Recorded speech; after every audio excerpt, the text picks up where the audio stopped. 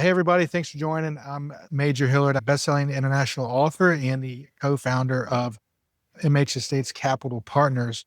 I'm going to talk a little bit today about some of the history in sports, especially football, and how I've been able to derive all the lessons learned and experiences into our company, into our investing of mobile home parks, and how it really correlates and gave us a really winning formula throughout the years. So I started playing football when I was around 10 years old.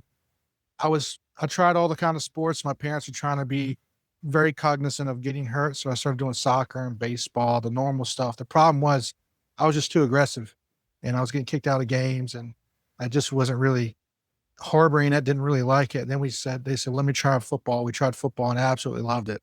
Love the tenacity, the aggressiveness. I'm a real bulldog by nature, and especially in business.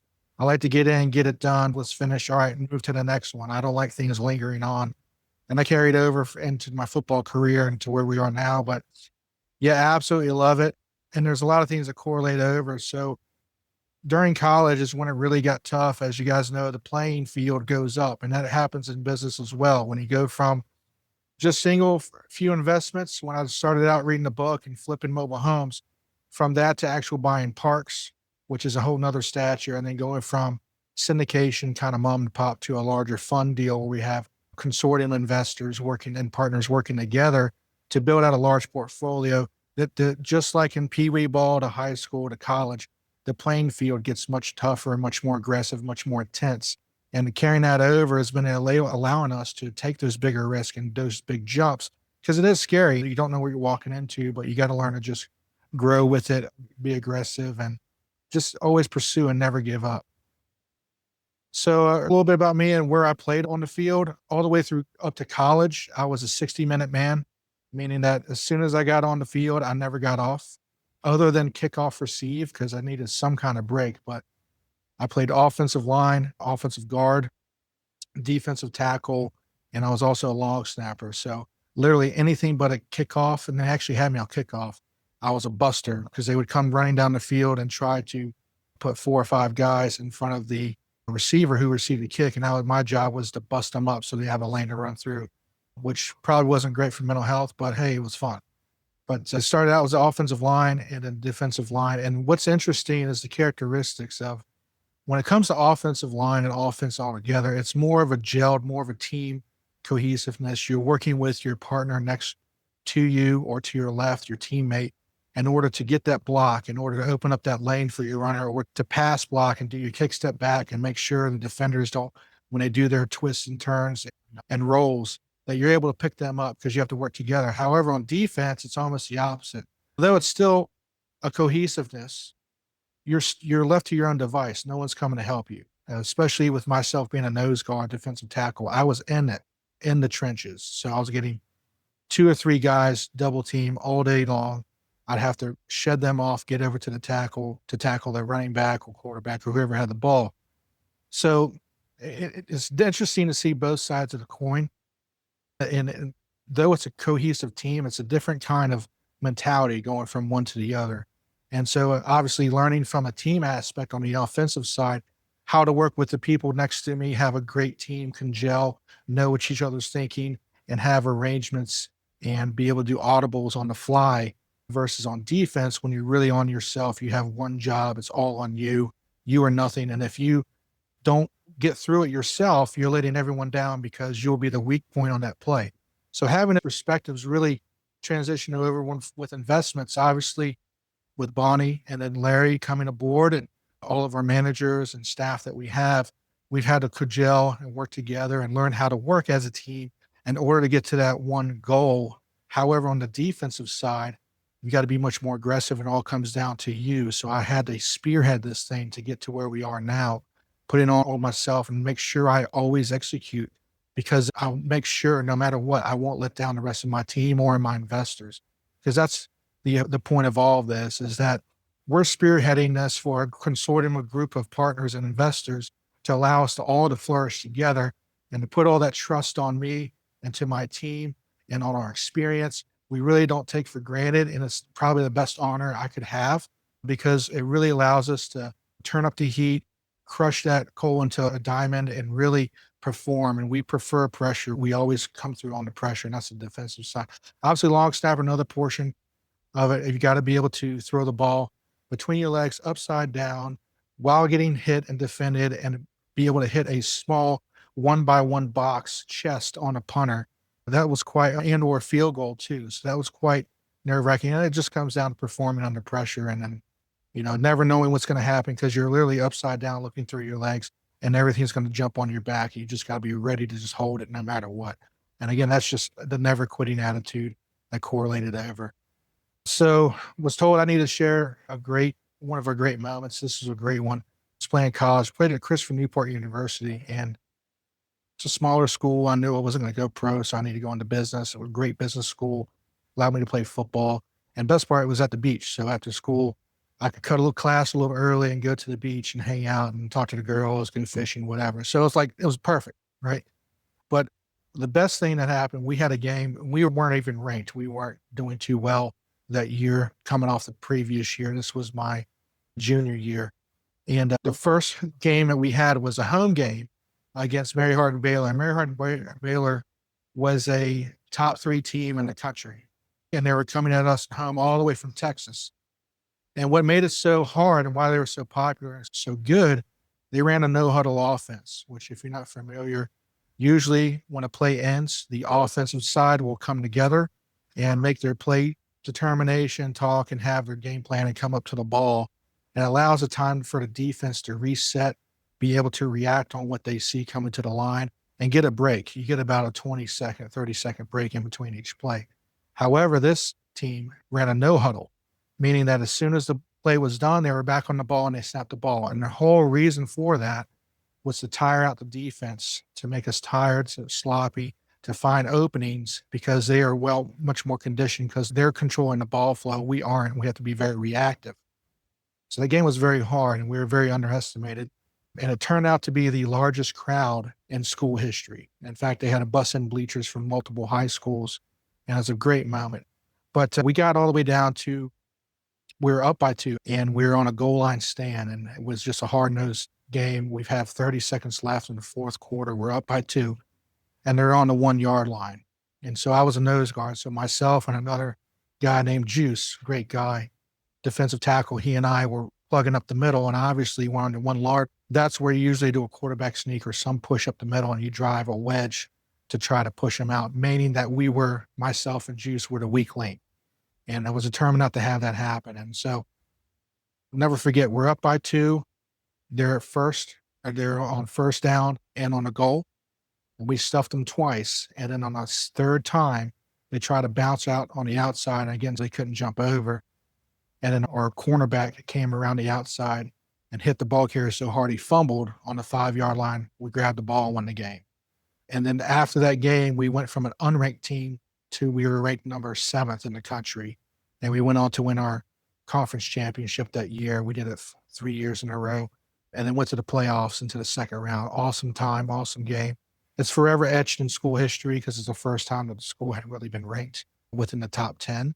And it was just a really hard-nosed game, which still talk about to this day. And I can still feel the rumble of the stadium and the ground shaking. And you literally see the grass blades vibrating. That's just how loud it was. It was a tremendous time, a great game. What a learning experience. So I guess transitioning from football to it says the boardroom, but let's get real. In real estate, there is no boardroom. You are the boardroom. It's really just all on ourselves. So having that tenacity, that never quit attitude, creating a team and having that gel, working together. And as everybody else, especially on the call, knows, it all comes down on you. You've got to perform. There's no one else. There's no other excuse. You either perform, you get results, or you don't. And having that mentality really made it that whatever needed to be done would get done. In fact, the closing we just had recently, actually yesterday, had a bunch of curveballs thrown at us in the last week. It was going really smooth. In fact, it was going so smooth, I thought something was wrong. And yeah, sure enough, there's a curveball 86 hours before closing. We had to deal with it. We got it done. And I'm on the way up there. Actually, I'm in the airport now to go work on these properties and turn them around. But having that resiliency, being able to work with other people's backgrounds and seeing their perspectives and point of views, was extremely valuable because now I have a much broader background and understanding of multiple cultures, background, ethnicities, because now when it comes to management, I have a leg up on the competition because I know it in and out. Management is key on any kind of asset. I don't care if you have the best location, management is key. And when it comes to mobile home parks and with our investments, I have a leg up on the competition because I understand our tenants. I used to live in a mobile home. In fact, the first home Bonnie and I bought when we were married was a double wide manufactured home. We know our tenants in and out. We know what makes them tick. We've been there. I have family there. They're blue collar, hardworking people. I love them to death. The backbone of this country. I know them. I know what they think. I know what their values are, and I know exactly what they want. And they just want a nice livelihood that they can afford and be able to produce and give to their family. So that's been a great tool, having those experiences from all those backgrounds, coming together, having a common goal, and seeing everyone's perspective based on their background really made a big advantage for us when it comes to management of our properties. So building on what we learned on the gridiron as well, there's a few things that have become extremely important for us, and it's trust, transparency, results, a cohesiveness with our partners, and then also creating an impact. So we always say we provide profit for impact or impact for dollars. And so you can really learn about a person, how they treat their family or how they go through sports or their background. And just from where I've been and where we are now, just the grassroots of it, working our way up, never quitting, the tenacity to always win no matter what. And even when you lose, like everyone has mistakes, you take it as a win because you learn not to do it again. You don't repeat it. Now, if you repeat it, then you have an issue. Go talk to someone else. But learning from those have really impacted to where we are now. We're upfront, we're transparent, always do what it takes to win, and we always do what's right. And we have a great value. We're not here to buy properties and jack up rents and take advantage of the hardworking people and blue collar workers that we depend on. We want to give them a leg up and help them, but also by doing that, we also increase our profits for all of our partners. So it's really something that I'm very prideful in, and then our partners are prideful in, is that they can have their investment and know that they're making a great impact. And that's what really makes us go all out. And we've changed entire zip codes, entire counties over the past years, over and over again with each property we get. So this is going over winning strategies that we've learned. Obviously, risk assessment. When you go into your play calling, you want to see what's worked, what's not, because you've got to get down the field in that time. And obviously our work, we've talked about that too, and that's strategy aggression. So I remember when I was a commercial broker. So my junior year that summer, it was 2009, and right into the second year into the housing crisis and recession of 2008. No one was hiring for any kind of real estate, period. And I really wanted to get in commercial real estate with my background growing up in residential rentals, but I didn't know how to. I read every book I could, but you really need that firsthand experience. And I learned that too, that ironically, with football, how many people play? They're the best backyard player that's ever played. They're the best flag player. But as soon as they put those pads on, they stink and they don't make it, just because it's different from knowledge and experience. Learning and experience. Knowledge really comes from experience applied. So having that ability to apply that and then to know that I could make it in the worst recession period into commercial real estate transition ever. So again, junior year in college, want to get into commercial real estate. No one's working. I read everything I could, but I really need real world experience. So I ended up applying to and open up a yellow book. Back in the day, we had the yellow books, right? Open a yellow book to all the commercial brokerages in the Tidewater, Virginia region, and just started at A and started working my way down. Took me about 3 days, and I went on my third time through at letter M, found a company that said, hey, send over your resume, I'll give you a shot. Sent it over and called Monday, blank, no one's there. I did that I called every day at 2:30. There was a receptionist named Stephanie. She still remembers me to this day, but receptionist Stephanie that I would call every day at 2:30 because the gentleman who said, send in your resume, Paul, said, send in your resume, give me a call on Monday. So I started calling Monday hours. But I started calling and he was never in. So for 10 days in a row at 2:30, I would call that office every day, say, hey, can I please speak to Paul? And Stephanie would always say, no, he's not it. I know he's brushing me off. I know he's there. So on day number 10, Stephanie knew my number by heart when it came up on the phone number. She pick up and say, "Hey, Paul's not in, Major," and stop calling. And I yelled, "Wait." And she goes, "Okay, what is it?" I said, "Stephanie, I know Paul's there. Put Paul on the phone, or I'm going to come to your office every day at 2:30 and bug you until I see him because I know he's there." So she made a sound and then put on hold. And then 36 later, "Okay, here's Paul." And then Paul said, "You're real pain in my side here. You won't leave us alone." I said, "Sir, I just want a chance." And he said, "All right, I'll tell you what, meet me at this location on Monday, the following Monday, and we'll see how long you can last." And he sent me directions an hour and a half away. I was in Newport News, Virginia. I met him at a 228 apartment complex, Section 8 apartment complex behind a truck stop in Suffolk, Virginia. And I pulled in, it looked like a war zone. There's bottles, trash everywhere. Grass is 4 feet tall. There's holes in the sides and roofs, and there's people all outside on a Tuesday at 11 o'clock, meaning they're not working. So nothing's good's going on. I get out there in a full suit. This is the middle of July. And he comes out and says, "Hey, Major, here's your interview. We've got these units, this apartment complex. The manager we had hired on here skipped on us 6 months ago. We don't know who's living here. We don't know. We don't have any leases. We don't know the condition of the units. You have a maintenance crew of 3 people. We don't know what they're doing." He goes, "Oh, crap, I got to go. I'll be back in 2 weeks. Here's the keys to the office. If you have all the leases done up and the collections better than what we have, you have a job." And so that was my cutting my teeth in the commercial real estate. I had this opportunity. I wasn't going to let it down. I was going to make it win. I was going to make a win no matter what it took. And at that time, I had no license, no real estate license, no real experience of multifamily. I was sure I did my father's rentals when I was growing up, but this is massively 4 times bigger than the portfolio he had. I had a staff, and then I had no understanding of the law. So I didn't even know what eviction was. So I imagine I get these keys, 228 units. There's everyone everywhere. I don't know what a lease is or eviction is. I had to Google this stuff up and figure out how to do it. But sure enough, when he came back 2 weeks later, I found out there were 60 units that had been occupied without leases. They didn't know they were there. I got them notice, started on the path to getting leases signed, had a maintenance crew fixing that place up. And that was a testing ground. And that was my first job. That's how I got into commercial real estate. I ended up staying there for 5 months until they hired somebody else. And then I went into the brokerage.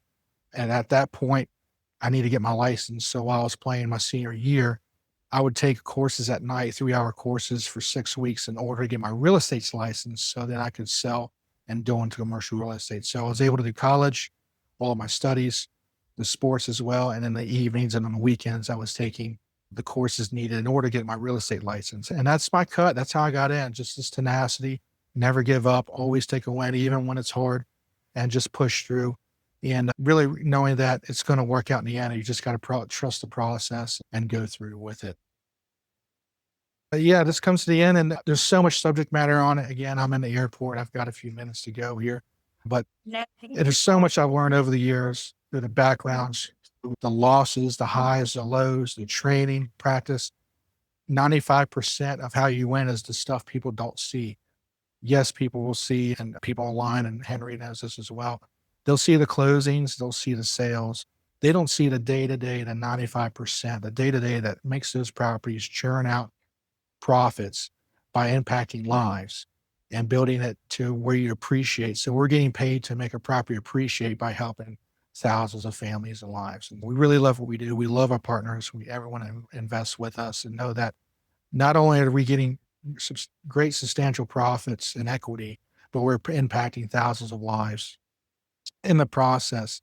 And at how closely in sports, those lessons learned early on in life that really carry you through business, and starting to see that now. We're going to let it flourish.